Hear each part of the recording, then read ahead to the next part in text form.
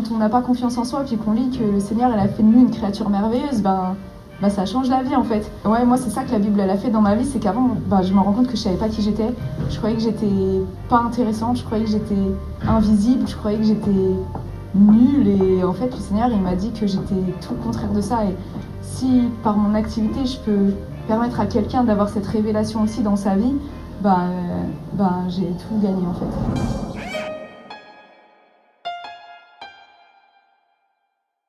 Alors, je m'appelle Lydia, j'ai 33 ans, je fréquente l'église Charisma depuis 4 ou 5 ans maintenant, et j'ai créé Ictus Art, donc c'est une entreprise grâce à laquelle je personnalise des Bibles à la commande pour créer des Bibles uniques comme vous.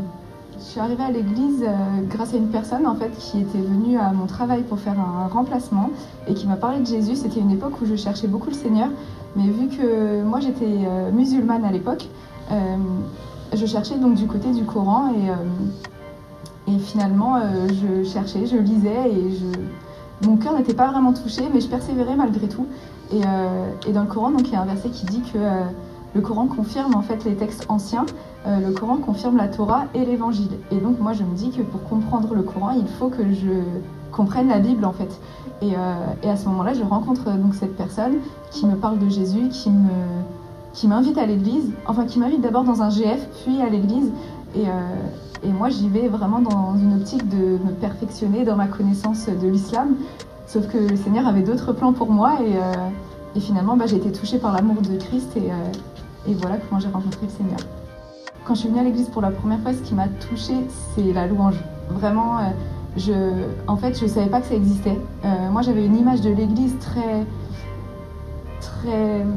un endroit où il faut faire le silence, un endroit où il fait froid, En fait, j'avais une image de l'église que j'avais pu voir dans mon enfance, parce que moi j'ai grandi dans un tout petit village, il y avait une église au milieu du village, et moi tous mes copains d'enfance, ils allaient au catéchisme et tout ça, et puis le mercredi après-midi, on allait jouer tous ensemble, et puis il y avait un moment, ils devaient passer à l'église pour se confesser. Et du coup, moi j'attendais là, sur les bancs de l'église, et je devais faire le silence, et je sais pas, je me sentais pas à l'aise, il faisait froid, je savais pas trop me mettre et tout, et moi je pensais que c'était ça l'église. Et là j'arrive à Charisma, et ça crie de joie, ça s'embrasse et tout, je dis mais on est où là? Enfin, même l'architecture, ça ressemble pas à une église, à l'idée que je me faisais de l'église en tout cas. Et ouais, moi la louange, vraiment ça m'a eu en fait, et je me suis dit mais c'est magnifique, c'est une des plus belles choses que j'avais jamais entendues. Et il y a aussi le côté famille. Les gens sont à l'aise les uns avec les autres. On peut être nous-mêmes ici en fait, et il n'y a pas de gêne, il n'y a pas de malaise. Enfin, moi je me sens bien ici et j'ai pas honte d'être qui je suis, ou j'ai pas honte, je crains pas le jugement de quelqu'un parce que il y a une bienveillance en fait dans cet endroit, et c'est ça qui me plaît ici. Ce qui a changé depuis que j'ai donné ma vie à Jésus, tout, dans mon caractère, ma personnalité, etc., ce serait plus la timidité. Auparavant, j'étais timide, mais c'était un vrai handicap en fait, parce que j'avais même la phobie du téléphone. C'est un peu, je sais pas pourquoi je dis ça là, c'est un peu intime, mais quand le téléphone sonnait, je le regardais sonner en fait. Je ne pouvais pas répondre, et s'il y avait personne dans la maison, le téléphone sonnait et puis voilà, la personne laissait un message. Je pouvais pas. J'avais la peur du silence. Les silences me mettaient vraiment mal à l'aise, et ça c'est quelque chose que Jésus a vraiment changé dans ma vie, parce qu'aujourd'hui je parle là et je me sens à l'aise. Et même dans mon métier, parce qu'à côté de Ictus Art, je suis animatrice avec les enfants. Donc je prends la parole en public, devant beaucoup de personnes, et je suis OK avec ça. Et aujourd'hui j'enseigne dans un GF par exemple, mais ça c'était impensable il y a quelques temps. Et ça c'est vraiment la main de Dieu sur ma vie, quoi. Au début dans ma famille c'était compliqué. Enfin c'était compliqué plus pour ma mère, qui était dans l'incompréhension en fait. Elle pensait que c'était une passade, que je m'étais un peu perdue en fait, et que j'allais revenir. Et j'ai 2 sœurs aussi, j'ai une grande sœur et une petite sœur, et elles sont à fond. Elles me disent tant que t'es heureuse, tu fais un peu ce que tu veux. Voilà, ma petite sœur est musulmane, ma grande sœur elle est athée, je prie beaucoup pour elle. Dieu merci, je suis dans une famille où on a toujours eu cette liberté de penser, et il n'y a pas eu de contraintes. J'ai pas eu d'éducation religieuse en fait dans ma famille, Et ça a été assez simple. Mais malgré ça, il y a quand même mon papa qui est un peu plus dur, on va dire. Bon voilà, c'est un papa quoi. Je prie pour lui, puis j'espère qu'un jour il comprendra. Mais en tout cas, il ne m'empêche pas, il ne me rejette pas. Et ça, c'est une grâce parce que je sais que dans certaines familles, c'est beaucoup plus compliqué. Alors, donc, j'ai créé Ictus Art il y a de ça 2 ans. Donc au début, c'était quelque chose de très... Enfin, simplement sur Instagram, j'avais pas de page ailleurs ou de boutique, etc. en ligne. Mais après, ça a commencé à prendre un petit peu d'ampleur. Et moi, ma priorité, c'était d'être en règle vis-à-vis du Seigneur. Parce que là, vu que les contacts que j'avais, les ventes que je pouvais faire, ça se faisait en DM sur Instagram, bah forcément, moi, j'avais pas de statut. Et du coup, je ne payais pas d'impôts. Et du coup, j'ai voulu régulariser cette situation. Et c'est l'Église qui m'a aidée parce qu'il y a le département réseau professionnel. Et j'ai pris rendez-vous tout simplement parce que moi j'ai essayé de faire mes recherches par moi-même au début et j'étais débordée. Enfin, il y avait un tas de statuts, SA, SARL, machin, je ne comprenais rien du tout et je voulais pas faire de bêtises. Du coup, j'ai pris rendez-vous et donc il y avait une personne du département et un comptable qui m'ont reçu au département réseau professionnel donc, et qui m'ont accompagnée et qui m'ont expliqué quel était le statut le plus adapté à mon activité, comment m'enregistrer sur internet, comment en fait être officiellement auto-entrepreneur et déposer mon nom, déposer mon logo, toutes ces choses-là qui permettent en fait de démarrer. Et donc c'est comme ça que ça s'est lancé.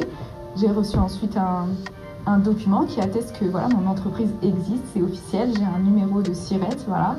Et donc je suis en règle, que ce soit avec le Seigneur ou avec les impôts, avec l'URSSAF. Et là, j'ai pu vraiment commencer, créer une boutique en ligne sur une plateforme. Et là, c'était parti. Et de là, j'ai pu vraiment plus développer mon activité parce que j'étais plus tranquille. En fait, le fait de me dire que ce que je fais, c'est OK, je pouvais me lancer vraiment. En fait, j'ai créé les Bibles personnalisées, vraiment parce que je trouvais que la Bible avait une mauvaise image. Alors sans offense, mais la Bible avait pour moi une image, c'est lié à l'image que j'avais de l'Église en règle générale, mais une image un peu ancienne, c'était pas jeune, c'était pas actuel, voilà.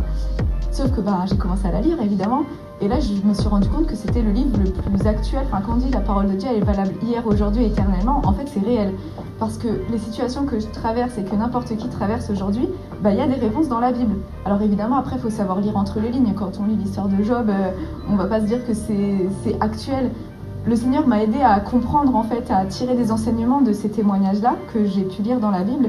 Et je me dis, mais c'est trop dommage, il y a trop de gens qui passent à côté de ça, en fait.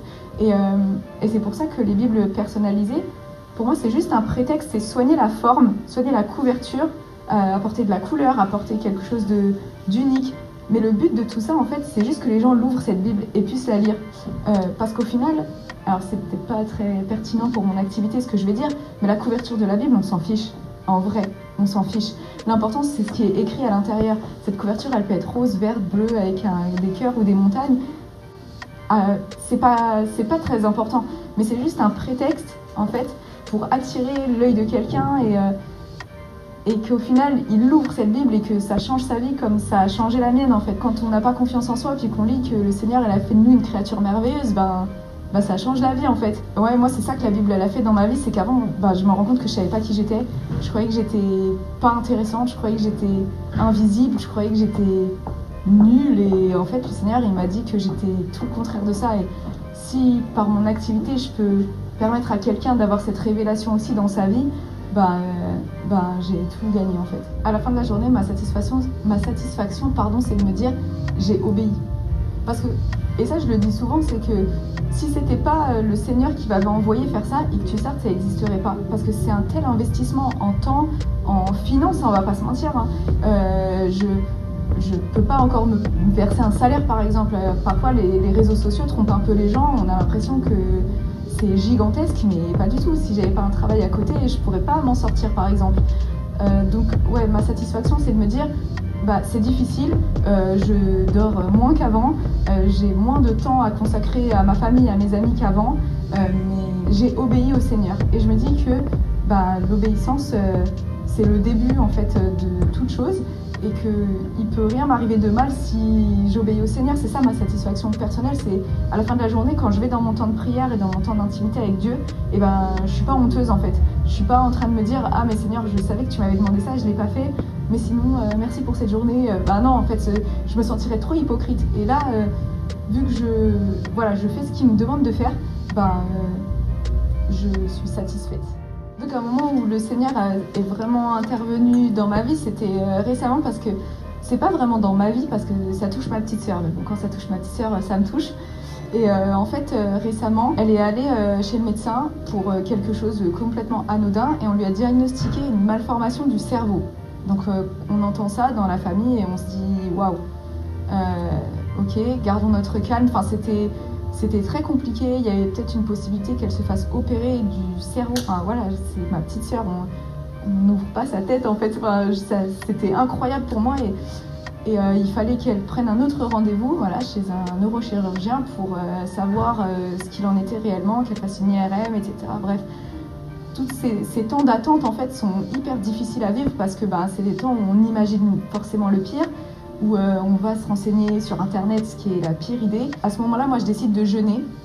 Et je dis à ma petite sœur, voilà, je vais jeûner, on va prier, je lâche rien, et je lui dis, voilà, c'est quand ton rendez-vous médical, moi je prends un jour de congé, je t'accompagne, je te laisse pas aller là-bas toute seule et tout ça, et on y va. Et finalement, le neurochirurgien dit, non, en fait, cette malformation, vous l'avez depuis que vous êtes enfant, vous êtes né avec, c'est quelque chose qui est là, et vous vivez très bien avec, et donc on va pas opérer ça, et ça se trouve dans votre famille, il y a d'autres personnes qui l'ont, ça se trouve moi je l'ai par exemple. Et c'est ok en fait, tant qu'il n'y a pas de séquelles ou de manifestation de cette malformation sur votre vie, on ne va pas l'opérer, donc vivez avec ça et tout ira très bien. Là où je reconnais que c'est vraiment la main de Dieu, c'est que le neurochirurgien a posé un tas de questions en disant, mais vous êtes sûr que vous n'avez pas mal ici? Vous êtes sûr que vous ne ressentez pas tel ou tel symptôme? Vous êtes sûr que vous n'avez pas des paralysies dans le corps? Et en fait, il était étonné, parce qu'avec une telle malformation, c'est impossible. Alors après, rien n'est impossible à Dieu, mais c'est impossible qu'elle n'ait pas de symptômes ou de manifestations physiques. Il nous parlait même de paralysie d'un côté du corps, etc. Il dit, mais vous êtes sûr que vous n'avez pas ça? Elle disait, oui, je suis sûre, je sais que je suis à l'aise dans mon corps. Et c'est là où je me suis dit, mais gloire à Dieu, en fait, Dieu est puissant, parce que elle vit avec ça. Ça devrait gâcher la vie en fait au quotidien, et elle n'en a jamais ressenti le moindre symptôme. Et là j'ai compris que c'était vraiment la main de Dieu sur sa vie, et du coup sur la mienne, parce que si ma petite sœur va bien, je vais bien.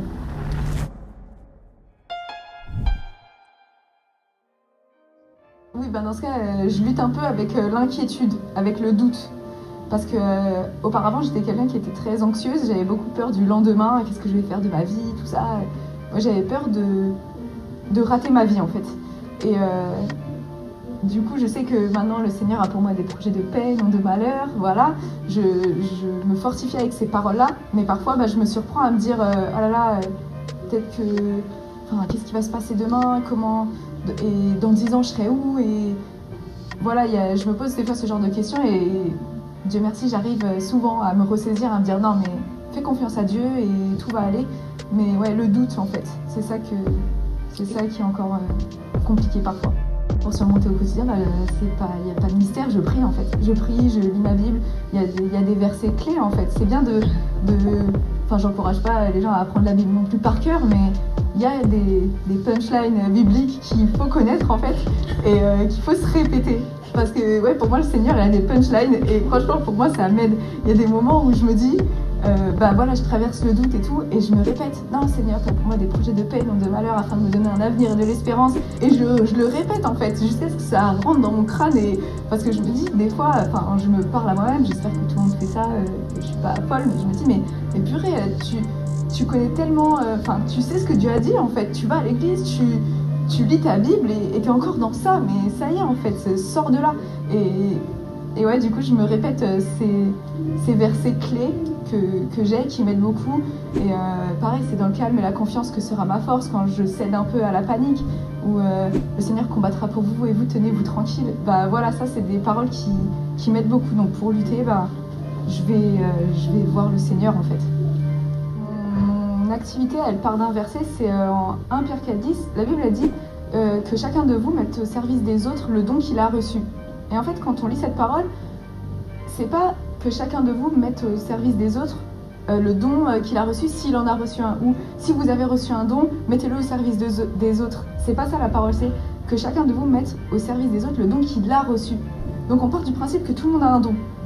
Déjà, ça va être peut-être ce qui vous semble facile, là où vous êtes épanoui quand vous faites quelque chose et vous vous sentez bien et vous voyez pas le temps passer quand vous faites cette chose-là. Bah, identifiez cette chose et rendez-vous compte que c'est pas parce que c'est facile pour vous que c'est facile pour les autres. Et c'est peut-être ça votre don, donc creusez de ce côté-là. Et en fait, vous n'avez rien à perdre à vous lancer. Il n'y a que ceux qui font rien qui se trompent jamais. Mon père, il me dit tout le temps ça. Il n'y a que ceux qui font rien qui se trompent jamais. Il y a quelqu'un qui a besoin de votre don. Voilà, si je dois dire quelque chose à quelqu'un, c'est il y a quelqu'un, quelque part, qui a besoin de votre don. Et si vous le gardez pour vous, ben, c'est dommage en fait. C'est dommage et c'est un peu égoïste, voilà. Donc trouvez votre don, cultivez-le, perfectionnez-le et go en fait, vous n'avez rien à perdre.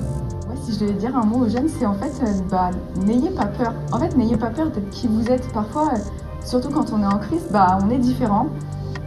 Et gloire à Dieu pour ça, parce que c'est une différence qui est bonne. Sauf que parfois, forcément, on rentre pas dans le moule. On n'est pas, et pour certaines personnes, on n'est pas cool, on n'est pas intéressant. Voilà, moi, depuis que je suis en Christ, il y a des choses que je fais plus. Je vais plus en boîte de nuit, voilà, je faisais ça avant, je vais plus dans certains endroits, je fréquente plus certaines personnes. Parfois il y a un tri qui doit être fait dans notre vie et c'est ok. Et même si c'est difficile au début, peut-être parfois de dire au revoir à certaines personnes parce qu'on sait que ces personnes-là, c'est pas Dieu qui les a envoyées en fait et qu'elles sont des mauvaises influences pour nous. En fait, il faut tenir bon, il faut être ferme dans ça parce que vous savez que vous faites la bonne chose et oui, on va vous dire ah là là, mais t'as changé. Cette phrase, vous allez l'entendre en fait. Et dans ces moments-là, soyez capable de dire ouais, j'ai changé et gloire à Dieu pour ça et je suis fière d'avoir changé parce que cette nouvelle version de moi-même, elle est meilleure que celle d'avant.